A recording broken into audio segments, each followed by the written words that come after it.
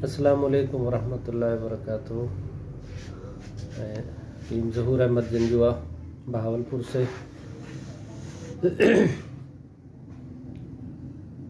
आज की वीडियो का मौजू जो है वो 3 इंसानी जहर है, जिसमें से हम सबसे पहले जो है वो बवासीरी जहर पे और बवासीर और उस पे नुस्खा जात वगैरह इस पे आज हम करेंगे।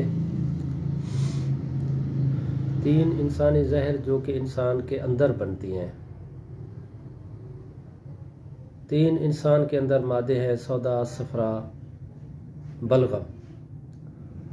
तो जब कोई भी इनमें से एक मादा ज़्यादा हो जाता है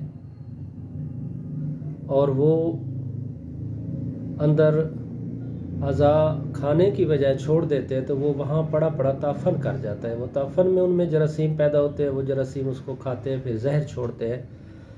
जो पखाना छोड़ते हैं वो जहर होती है, उसको कहते हैं इंसानी जहर। तो बवासीरी जहर चूँकि सौदावी मादा है, उजलाती मादा है, तेज़ाबी मादा है, तो ये है इसके जो मौके बनते हैं मकद के अंदर वो भी उसी शक्ल के होते हैं। 2-3 किस्म के होते हैं।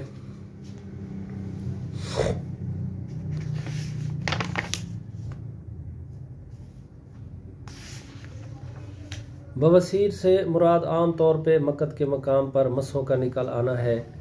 ये बासूर की जमा है जिसके मानी है मवाद का बहना। चूँकि इन मसों से अक्सर औकात खून, आब जर्द, रियाह का अखराज होता रहता है, इसलिए इसको बवासीर कहते हैं, जिसको अंग्रेज़ी में पाइल्स कहते हैं। ये मस्से अरूक मकद के धानों पर इनके लहमी बढ़ाव की शक्ल में जहर होते हैं, जिसका सबब बिलअमूम सौदावी गलीज़ खून तस्लीम किया गया है। ये सौदावी गलीज़ खून बज़ाते खुद सौदा हो या कोई देगर खिल्त जल कर सौदा गलीज़ बनकर खून में शामिल हो गई है। ये भी तस्लीम किया गया है कि बाज़ औक़ात सफरा खून में मिलने से भी बवासीर पैदा हो जाती है, लेकिन इसमें भी सौदावी सूरत को तस्लीम किया गया है। इसकी अमूमी अलामत यह है कि मकद पर बोझ और ख़ारिश रहती है, शिद्दत की सूरत में सोजिश और दर्द होता है, और मस्सों से मवाद बहता है, और खून ही हो तो खून आता है, जो कभी पखाने से पहले या कभी बाद में, और बाज़ औक़ात पखाने के साथ भी मिला हुआ आता है। चंद एक अक़साम है बवासीर की। बवासीर की पहली तो 2 ही अक़साम है, एक बादी है, दूसरी खूनी है। फिर खूनी की भी 2 किस्में हैं, जिसमें मस्सों के साथ खून आता है। इसको दामी या दामिया कहते हैं। जिनमें मस्से होते हैं मगर खून नहीं आता, इसको अमैया कहते हैं। बवासीर के मस्से कई किस्म के होते हैं। मुख्तलिफ शक्ल सूरत की वजह से इनके नाम भी मुख्तलिफ होते हैं। चंद अक़साम नाम उसके दर्ज झैल है। अनी यानी अंगूरी, जो अंगूर की शक्ल के होते हैं। तैनी, अंजीरी। तीनी जो है वो अंजीरी होता है, जो अंजीर की शक्ल के होते हैं।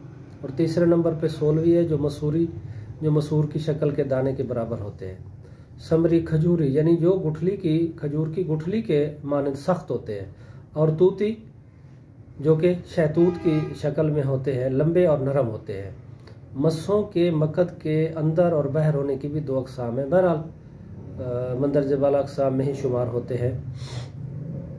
और ये बवासीर की मज़ीद जो अक़साम हैं वो जिस तरह रिही बवासीर है, इसको अरबी में रिहुल बवासीर कहते हैं। इसमें मस्से नहीं होते, अगर होते भी हैं तो नुमाया नहीं होते।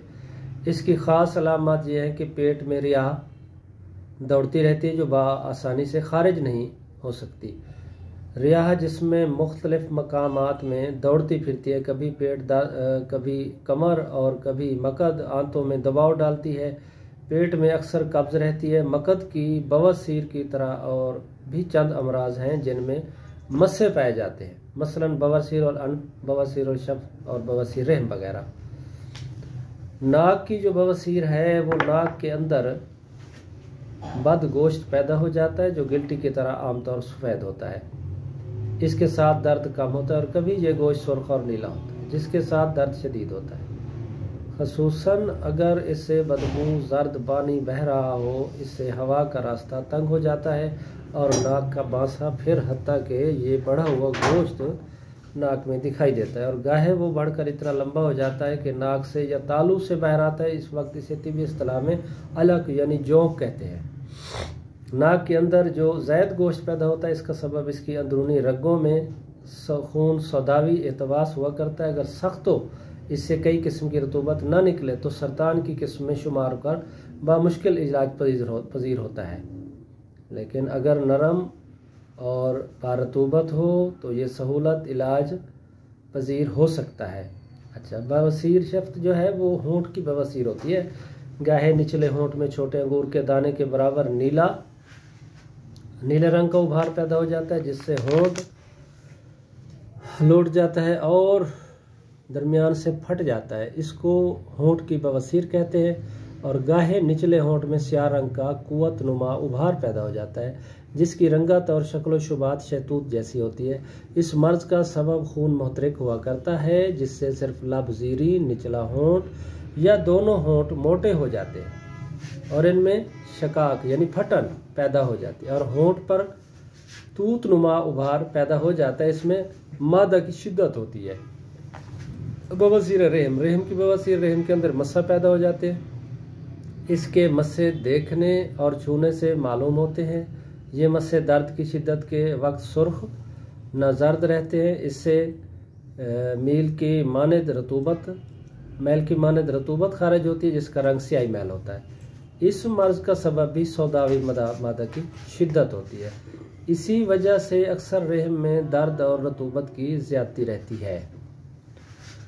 आए हम अब इसके इलाज की तरफ, क्योंकि ये सौदावी मादा है, सौदावी मादे की तफन की जहर है।